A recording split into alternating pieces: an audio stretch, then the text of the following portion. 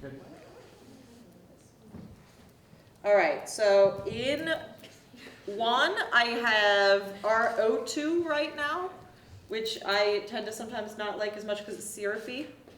I use it. I still use it. It was like the worst experience in terms of Precious Little that I've ever come across. Oh, you didn't have a good R2 Everybody experience. looked like Donald Trump. They were just that orange. can happen. They were just Did you try the Calibrated Amber? No. You didn't try the Calibrated Amber? Oh yeah, I did. Sorry. The one that I told you about? Yeah. Was And that that's better? fine. Yeah, that's working. Okay, good. So what problem she was having, RO2 can be great. It can also suck. It just depends, because of simultaneous contrast, what else you're using it with. So she came to me and asked me if I had any recommendations for a different amber, and I recommended the 3208. Was that what it was? 3208 or 3209. They're the Calibrated Colors that are meant to be more true colors. So when we get to Wednesday, when I can cut up, I have this, you can buy for like, I don't know, I think it's like $60, one of these oversized gel books. And so I'm going to cut little pieces that are out of the calibrated reds, greens, and blues and things and put them into here for next lecture. It's going to be great. But the calibrated colors are like a true amber. It's just different tints of that amber, right? Or different tints of that red or whatever, right? So the calibrated colors are relatively new. I mean, they're probably 10 years old now, but you know, when you've been doing lighting design for 20 years, you just like start to lose track of time. So back to my main point. We have RO2 hitting Martin Luther here, and now your eyes have gotten adjusted to it a little bit, so this might be a little bit of a, not a shock, but okay, no, I don't want to, just leave me alone. No. Thank you. And this one here is R60, also a tint. So it looks a lot cooler, right? So if I have them both on at the same time, I'm additively mixing. And it looks, obviously it's double the light, so it's more vibrant. But your eyes are being stimulated without you even really realizing it, because you've got two colors that are combining here. This is also, if you're doing like a super realistic piece, it's really great to have the combo of those two, because you can go from a pretty bright white to a pretty warm amber, right? Depending on how you control the lights. Yeah. So this also brings me to a point that I have to explain before I fully get down the rabbit hole of subtractive mixing, and that is amber drift. This also might be on your list. It is. It's on your list. Amber drift. This is going to take care of amber drift and color temperature as I talk about them. But first, amber drift, if you have a light that has no gel in it and it is at full, it looks white. As you slowly fade it down, tell me what looks like happens. It's getting warmer. Yeah. Okay. So we call this amber drift. Jennifer Tipton, the mother of the Yale School of Lighting, it's a methodology, she was the master, is the master of this. She's just, I think she's like in her late 70s now, and partially blind because she's been looking at lights her whole life, which is why I ask that you use a welding glass when you look at lights, so that you don't burn your retinas. I also convinced one of my lighting designer friends recently to start doing that, because he's like, what, I just look in the light. I was like, dude, do you want to be blind by the time you're 40? He was like, no. He's almost 40. I said, yeah. So he now uses a welding glass. So that's amber drift, right? This is another reason why I at first hated LED dimmable lights, because when they dimmed, they would go gray in this really gross way that I was really attuned to, and I hated it. But now they make super awesome LED light bulbs for your home that I only just started seeing popping up that do amber drift specifically. So pro tip, if you're gonna buy lights, don't buy the daylight ones unless it's for like a light over your desk, or if you really like daylight ones, like it feels like fluorescent blue, it's gross. Go for the warm ones and go for the dimmable amber drift ones, okay? Trust me, it'll make your life happier. So I'm gonna put these colors back in the lights.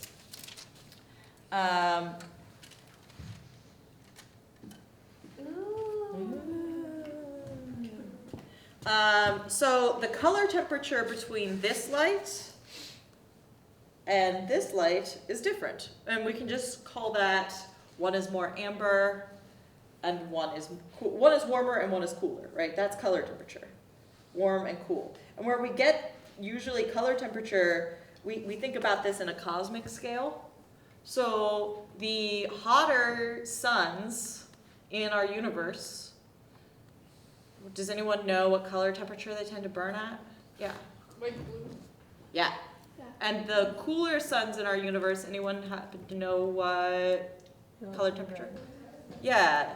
Like red dwarfs are the cooler suns. Like a candle. Right? Yeah. So it's just like a candle or just like amber drift. It's just the same. Yeah, it's exactly. So, because we tend to think of something being warmer as actually being hotter, but that's actually not always the case. Yeah, Yes. so basically like a lighter where the middle flame, so to say, is always blue, and then the outer flame is more yellow, reddish. Sure, yeah, you can think about it that way, yeah.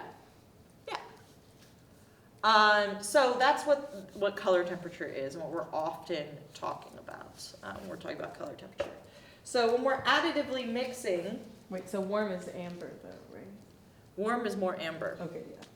Okay. Yeah, so everything is sort of like twisted around in our like caveman brains. Right? Because we think of fires and warmth and like we feel more comfy when the lights in our home are warmer. But on stage, if you really want to pick someone out, you don't tend to use a warm light unless everything is really, really cool, then you use a warm light. But you do tend, at least I tend to try to use this cool light that really tends to grab your attention a little bit more, right? It makes them feel hotter, it makes them feel more like hotter in the like HOTT way. You know, like sorry. All right. It draws your eye more to the person. If it's okay, I'm just gonna stop. I'm just laughing at Isaac's reaction. I was like, why are you doing that? Honestly, hasn't fully figured me out yet. Don't worry. By the time you graduate, you'll be speaking my language. It'll be freaky. It'll be freaky. Yes. Would it also like cut into attention that like our skin is very like a warm amber color, so if you put a cool contrast on it, our eyes are automatically gonna go to the difference? Yeah, I think it depends on skin tone. I also have a lot of people ask me if they end up lighting a different skin tone than they're used to lighting, like what's the trick? How do you do it? It's really just the same. It's just different color theory, right? Some people have like an olive undertone to their skin, and some people have like warmer undertones. So it really just depends on how the light reacts to that particular skin tone, right? I do a lot of lighting design for people of color, and I find that really there are certain colors that you want to sort of stay away from a little bit that you maybe wouldn't have to on a lighter skin tone, but for the most part it's about contrast. So it's about, and it is about what you experience. I'll come back to you in a second. It is what you experienced as far as, oh, I tried this lighting combo, this color combo, and it didn't work. So now I'm just going to change out that color. But you have to have enough color theory to identify, you were able to identify it as this amber that is the problem, right? So, I would say that generally, especially with people of color, I tend to, for visibility light, definitely have warmth to bring out some of the undertones. But I almost always have some kind of high side of a really cool color to then bring out the features, depending on what they're behind, right? So it does. I tend to never go with all warm. If you go with all warm, it's a CRP mess. You at least need one contrasting color in there. And so as much as I love to do, I tend to do a warm, cool, blue and amber combo, but I almost always am using a color from either a back or a high side or both that is a cooler color in order to bring out features. And that tends to have to run hotter on darker skin tones for obvious reasons, right? So, and the same thing is true on darker clothing, or like if you have someone wearing an all black suit, you're gonna need to do the same thing, right? What was your question? Did you see, there was like an article recently about how traditional stage lighting was like detrimental to like people with really dark skin tones. You'll have to send that to me. Okay. Yeah, absolutely. You'll definitely have to send that to me. I would like to read that. Because I think it really depends on how you manipulate it. And I also don't know what traditional lighting is, Yeah. because everyone I know does it differently, right? And I'm going to teach you my way pretty heavy-handedly, and you're going to do it your way as you learn my way, because that's the way art works. You learn the rules, and then you can break them however you want after you've learned them, right?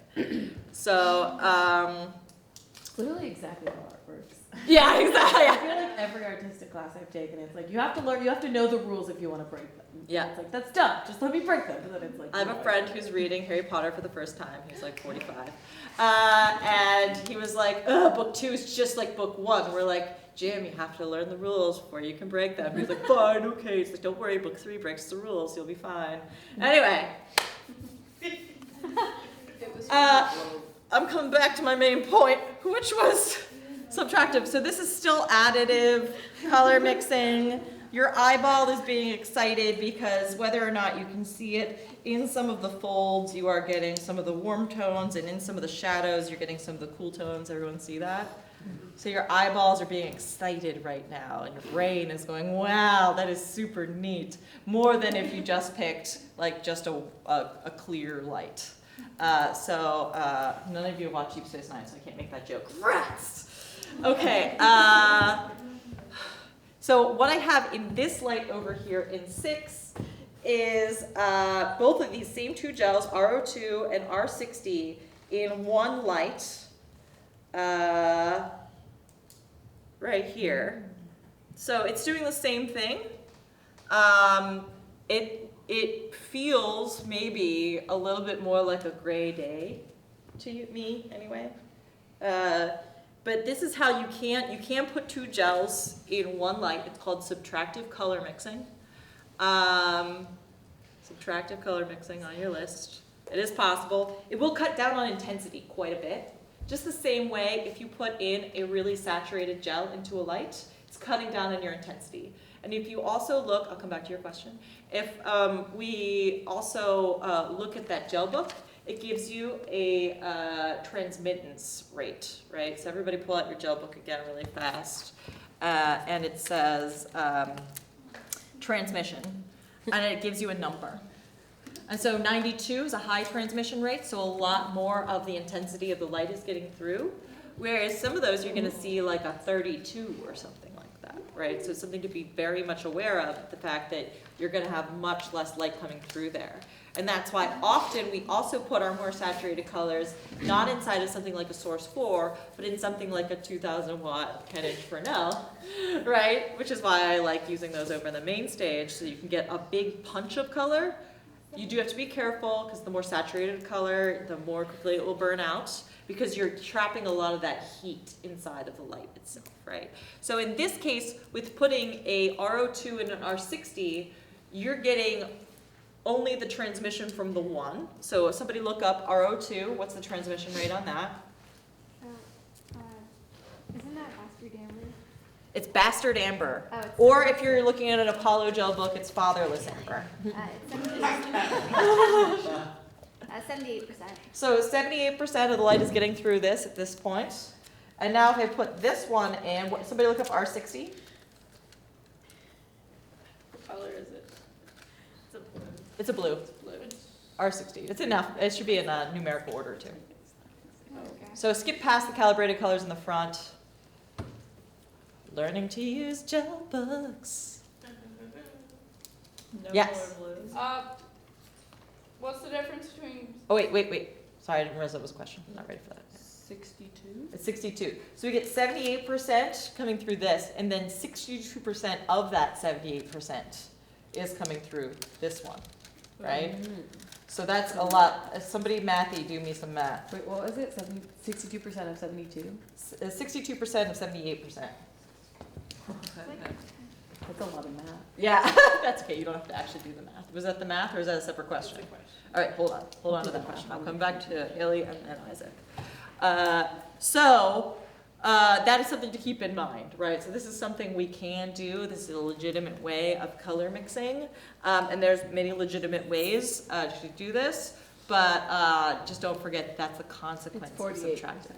48% of the light here, so at maximum.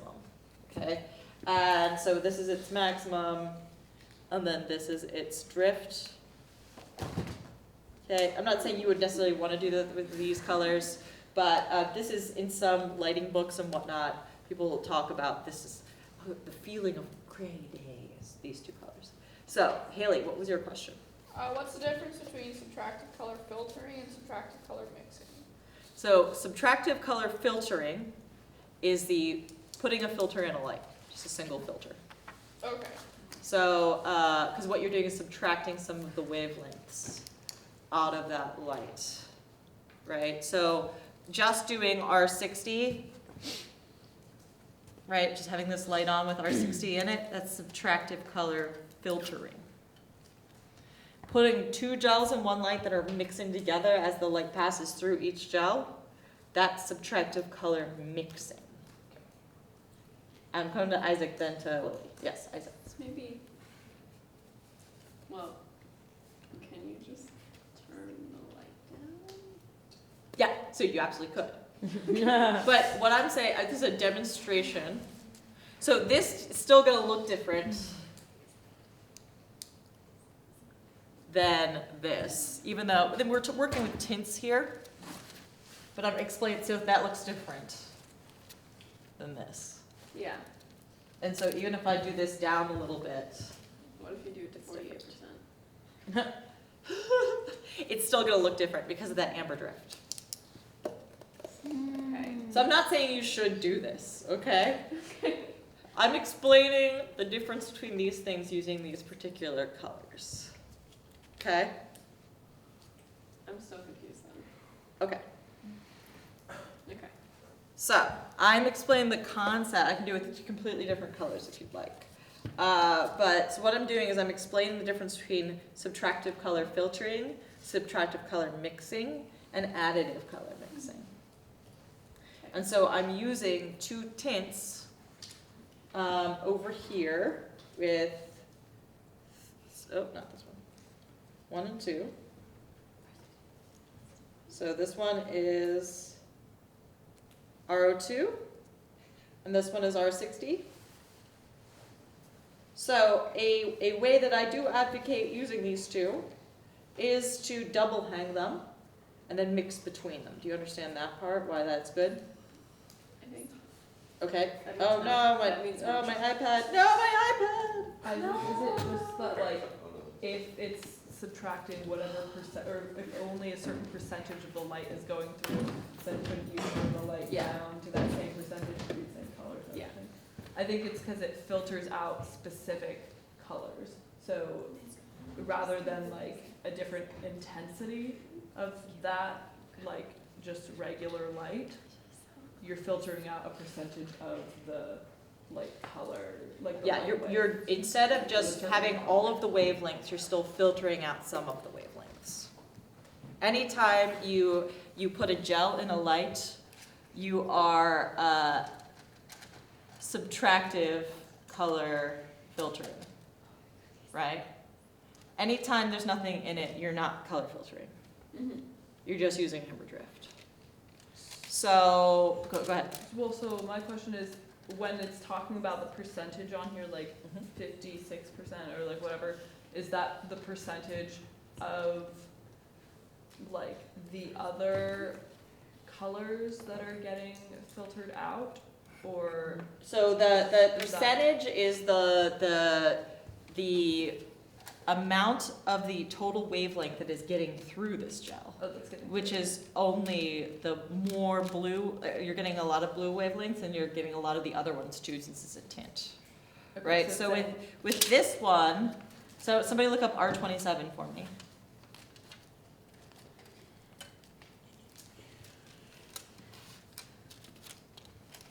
Oh, wow, okay, it's 4%. It's 4%. So you, with this one, you're only getting the red wavelengths. Yeah. So that's 4%, right? So all the other ones are getting trapped inside the light and building up heat. And that's why the gel gets really warm, and that's why eventually it will burn out, right? Whereas with the R60, we're transmitting, like, what was it, 78% or whatever it is, right? So, but you're still filtering out some of the light. Is that 78% of the visible spectrum? Yes, we're only talking about the Okay. visible spectrum. Got it. So Okay. it's allowing some of the light through, but only a portion of the visible spectrum. So when you're mixing both, and I would show you this, but since I never got the correct charger back from when I came back from sabbatical for this iPad, and now it has died.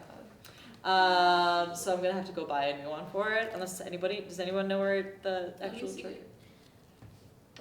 It looks like somebody's phone charger I'm using to charge the iPad, which is why why it's having an issue right now. Well, there's the iPad that's used for the sound. Oh yeah, where's the charger for that? That's up in the file cabinet in the sound room over there. Could you go? I've got keys that I can give you. All right, we're gonna take a pause. Please pause the recording.